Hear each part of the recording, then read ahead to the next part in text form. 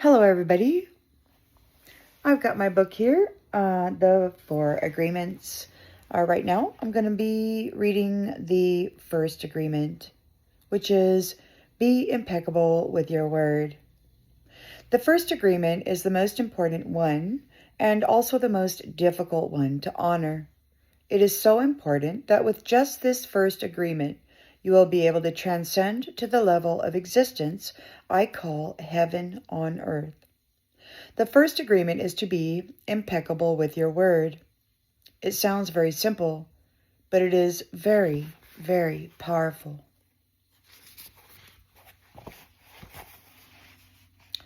Why your word?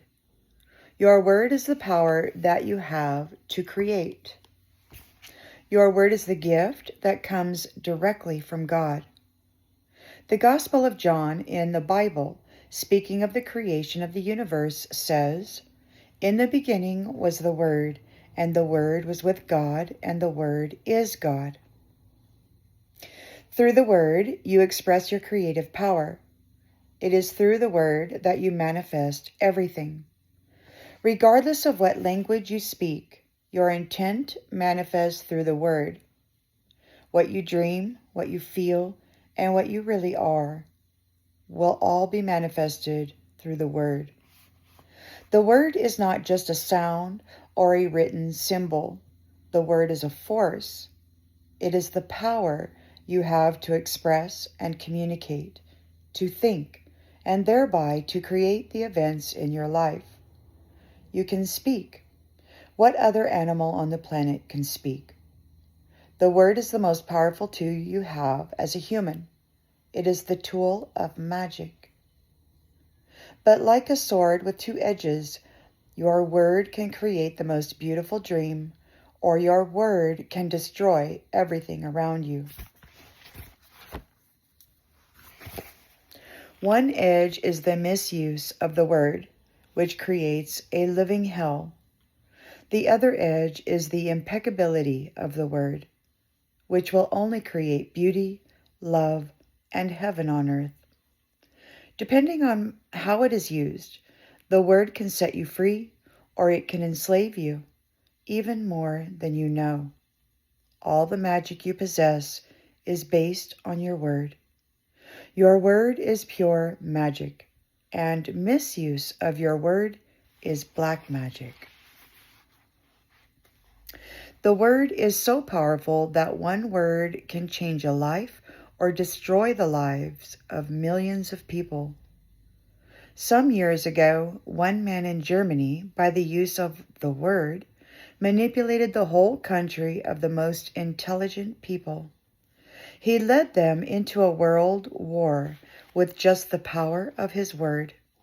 He convinced others to commit the most atrocious acts of violence. He activated people's fear with the word, and like a big explosion, there was killing and war all around the world. All over the world, humans destroyed other humans because they were afraid of each other. Hitler's word, based on fear-generated beliefs and agreements, will be remembered for centuries.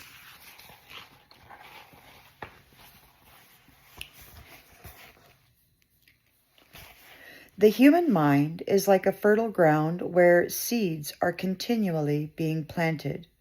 The seeds are opinions, ideas, and concepts. You plant a seed, a thought, and it grows. The word is like a seed, and the human mind is so fertile. The only problem is that too often it is fertile for the seeds of fear. Every human mind is fertile, but only for those kinds of seeds it is prepared for. What is important is to see which kind of seeds our mind is fertile for and to prepare it to receive the seeds of love. Take the example of Hitler. He sent out all those seeds of fear, and they grew very strong and beautifully achieved massive destruction. Seeing the awesome power of the word, we must understand what power comes out of our mouths. One fear or doubt planted in our mind can create an endless drama of events. One word is like a spell, and humans use the word like black magicians, thoughtlessly putting spells on each other. Every human is a magician, and we can either put a spell on someone with our word, or we can release someone from a spell. We cast spells all the time with our opinions. An example: I see a friend and give him an opinion that just popped into my mind. I say, I see that kind of color in your face in people who are going to get cancer. If he listens to the word, and if he agrees, he will have cancer in less than 1 year. That is the power of the word. During our domestication, our parents and siblings gave their opinions about us without even thinking.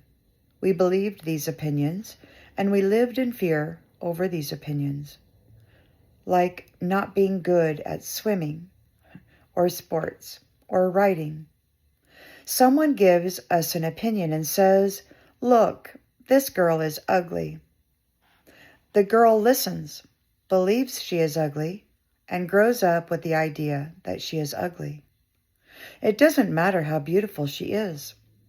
As long as she has that agreement, she will believe that she is ugly. That is the spell she is under.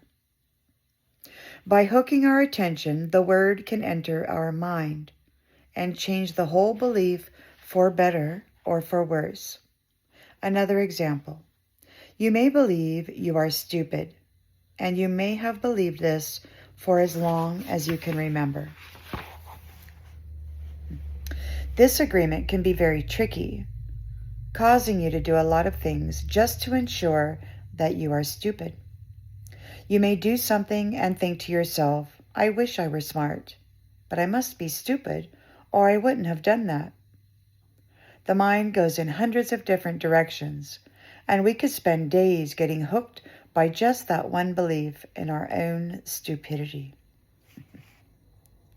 Then one day someone hooks your attention and, using the word, lets you know that you are not stupid. You believe what the person says and make a new agreement. As a result, you no longer feel or act stupid. A whole spell is broken just by the power of the word. Conversely, if you believe you are stupid and someone hooks your attention and says, "Yes, you are really the most stupid person I've ever met," the agreement will be reinforced and become even stronger. Now let us see what the word impeccability means.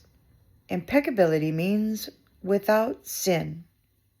Impeccable comes from the Latin peccatus, which means sin. The M in impeccable means without. So, impeccable means without sin. Religions talk about sin and sinners, but let's understand what it really means to sin. A sin is anything that you do which goes against yourself. Everything you feel or believe or say that goes against yourself is a sin.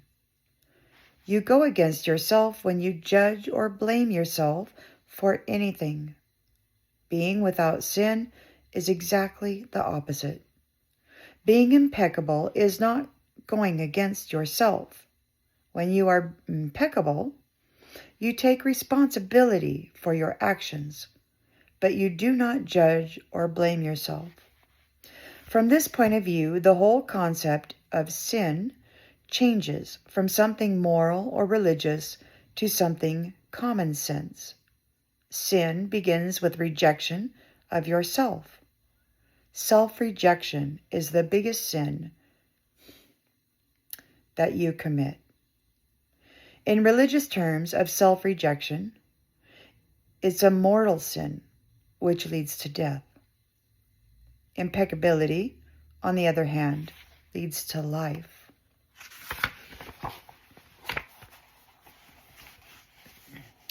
Being impeccable with your word is not using the word against yourself. If I see you in the street and I call you stupid, it appears that I am using the word against you. But really, I am using my word against myself, because you're going to hate me for this, and your hating me is not good for me. Therefore, if I get angry with my word and send all that emotional poison to you, I'm using the word against myself. If I love myself, I will express that I love in my interactions with you, and then I am being impeccable with the word, because that action will produce a like reaction. If I love you, then you will love me. If I insult you, you will insult me. If I have gratitude for you, you will have gratitude for me. If I'm selfish with you, you will be selfish with me. If I use the word to put a spell on you, you are going to put a spell on me. Being impeccable with your word is the correct use of your energy. It means to use your energy in the direction of truth and love for yourself. If you make an agreement with yourself to be impeccable with your word, just with that intention, the truth will manifest through you and clean all the emotional poison that exists within you. But making this agreement is difficult because we have learned to do precisely the opposite. We have learned to lie as a habit of our communication with others, and more importantly, with ourselves. We are not impeccable with the word. The power of the word is completely misused in hell. We use the word to curse, to blame, to find guilt, to destroy. Of course, we also use it in the right way, but not too often. Mostly, we use the word to spread our personal poison, to express anger, jealousy, envy, and hate. The word is pure magic, the most powerful gift we have as humans, and we use it against ourselves. We plan revenge. We create chaos with the word. We use the word to create hate between different races, between different people, between families, between nations. We misuse the word so often, and this misuse is how we create and perpetuate the dream of hell.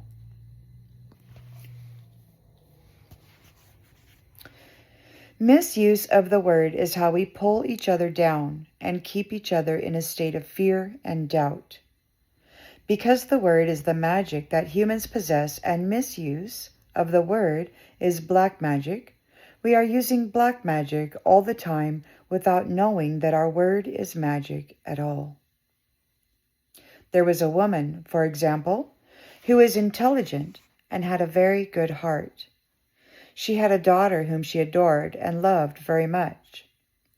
One night she came home from a very bad day at work, tired, full of emotional tension, and with a terrible headache. She wanted peace and quiet. But her daughter was singing and jumping happily. The daughter was unaware of how her mother was feeling, and she was in her own world, in her own dream. She felt so wonderful, and she was jumping and singing louder and louder, expressing her joy and her love. She was singing so loud that it made her mother's headache even worse. And at a certain moment, the mother lost control. Angrily, she looked at her beautiful little girl and said, "Shut up! You have an ugly voice. Can you just shut up?" The truth is that the mother's tolerance for any noise was non-existent. It was not that the little girl's voice was ugly, but the daughter believed what her mother said. And in that moment, she made an agreement with herself. After that, she no longer sang because she believed her voice was ugly and would bother anyone who heard it. She became shy at school, and if she was asked to sing, she refused. Even speaking to others became difficult for her. Everything changed in that little girl because of this new agreement. She believed she must repress her emotions in order to be accepted and loved.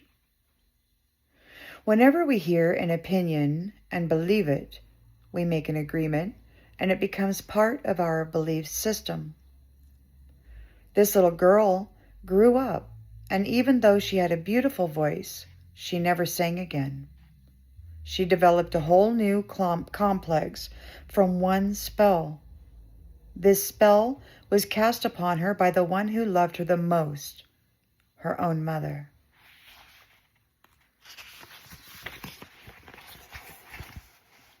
Her mother didn't notice what she did with her word. She didn't notice that she used black magic and put a spell on her daughter. She didn't know the power of her word, and therefore she isn't to blame. She did what her own mother, father, and others had done to her in many ways. They misused the word. How many times do we do this with our own children? We give them these types of opinions, and our children carry that black magic for years and years.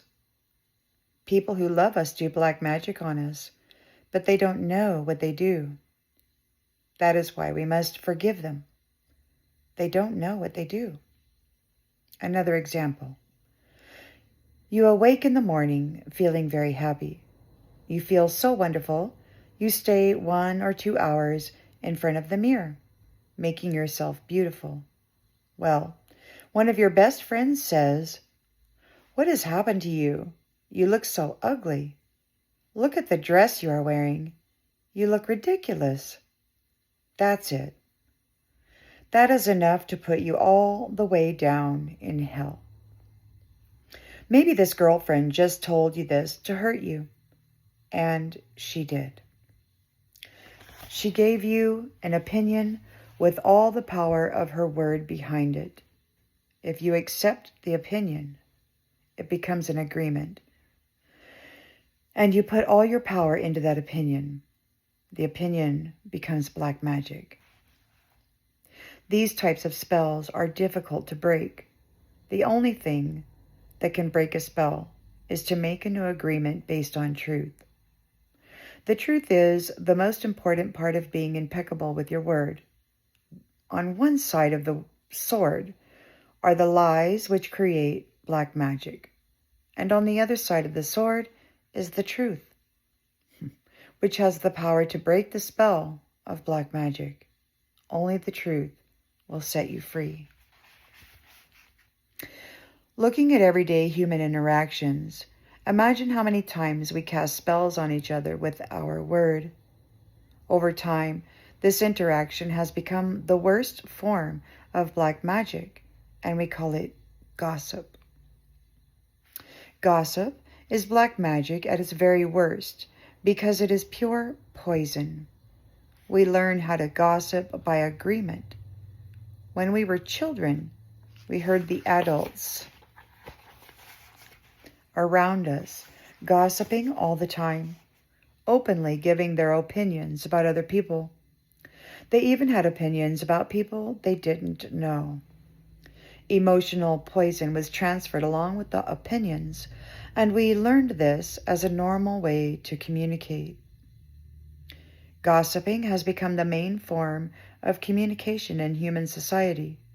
It has become the way we feel close to each other because it makes us feel better to see someone else feel as badly as we do.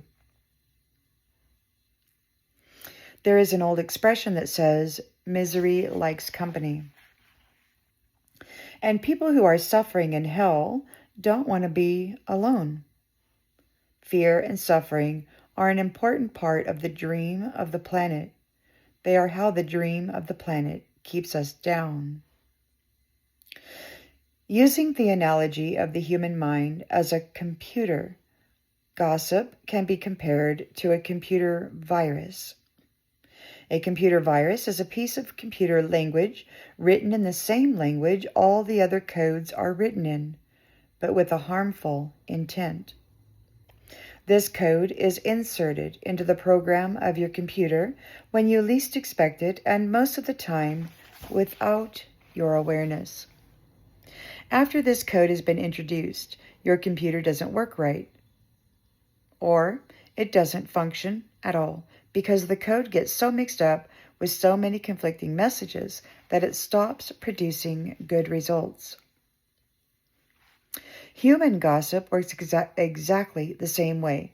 For example, you are beginning a new class with a new teacher, and you have looked forward to it for a long time. On the first day of class, you run into somebody who took the class before, who tells you, "Oh, that instructor was such a pompous jerk. He didn't know what he was talking about, and he was a pervert too, so watch out." You are immediately imprinted with the word and the emotional code the person had when saying this. But what you are not aware of is his or her motivation in telling you.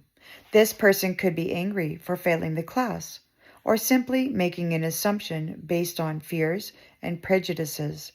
But because you have learned to ingest information like a child, some part of you believes the gossip, and you go on to the class.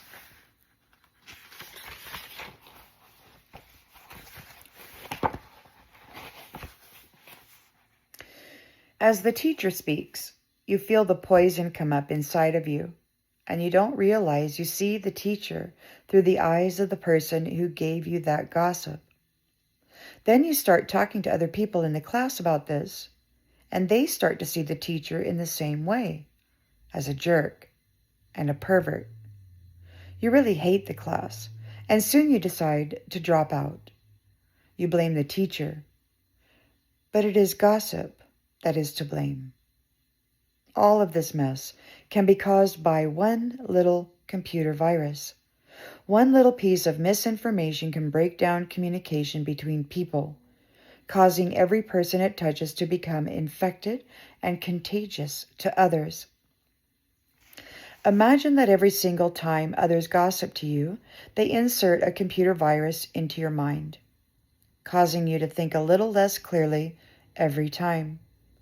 Then imagine that in an effort to clean up your own confusion and get some relief from the poison, you gossip and spread these viruses to somebody else. Now imagine this pattern going on in a never-ending chain between all the humans on Earth. The result is a world full of humans who can only read information through circuits that are clogged with a poisonous, contagious virus. Once again, the poisonous virus is what the Toltecs called the mitote, the chaos of the 1,000 different voices, all trying to talk at once in the mind.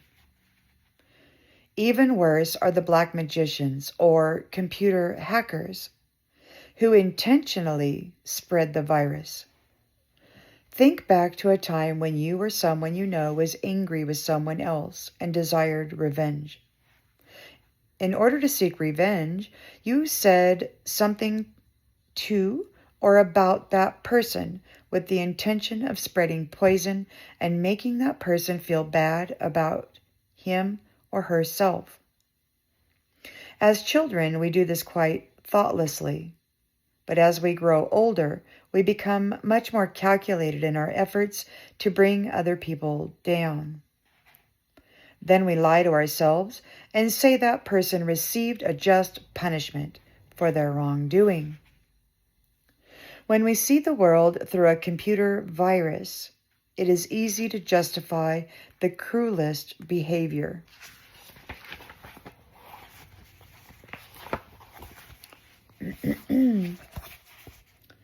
What we don't see is that misuse of our word is putting us deeper into hell. For years, we have received the gossip and spells from the words of others, but also from the way we use our word with ourself. We talk to ourselves constantly, and most of the time we say things like, "Oh, I look fat, I look ugly, I'm getting old, I'm losing my hair, I'm stupid, I never understand anything, I will never be good enough, and I'm never going to be perfect." Do you see how we use the word against ourselves? We must begin to understand what the word is and what the word does. If you understand the first agreement, be impeccable with your word, you begin to see all of the changes that can happen in your life. Changes first in the way you deal with yourself, and later in the way you deal with other people, especially those you love the most. Consider how many times you have gossiped about the person you love the most to gain the support of others for your point of view. How many times have you hooked other people's attention and spread poison about your loved one in order to make your opinion right? Your opinion is nothing but your point of view. It is not necessarily true. Your opinion comes from your beliefs, your own ego, and your own dream. We create all this poison and spread it to others just so we can feel right about our own point of view. If we adopt the first agreement and become impeccable with our word, any emotional poison will eventually be cleaned from our mind and from our communication and our personal relationships, including with our pet dog or cat. Impeccability of the word will also give you immunity from anyone putting a negative spell on you. You will only receive a negative idea if your mind is fertile ground for that idea.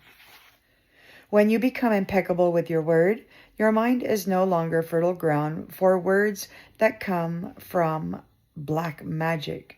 Instead, it is fertile for the words that come from love. You can measure the impeccability of your word by your level of self-love. How much you love yourself and how you feel about yourself are directly proportionate to the quality and integrity of your word. When you are impeccable with your word, you feel good, you feel happy and at peace. You can transcend the dream of hell just by making the agreement to be impeccable with your word. Right now, I am planting that seed in your mind.